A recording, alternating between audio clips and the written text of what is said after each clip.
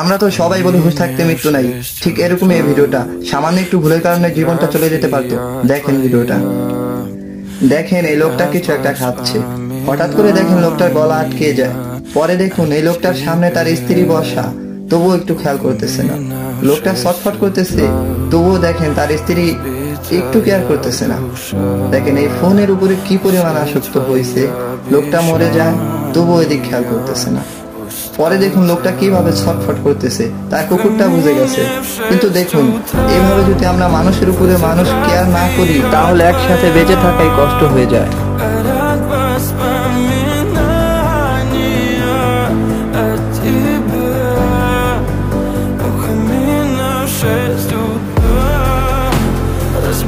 ছেলেটার বাবা এসে ছেলেটার খারাপ অবস্থা দেখে ছেলেটাকে ঝাঁকানোর পর দেখুন ছেলেটার মুখ থেকে কি বের হয়।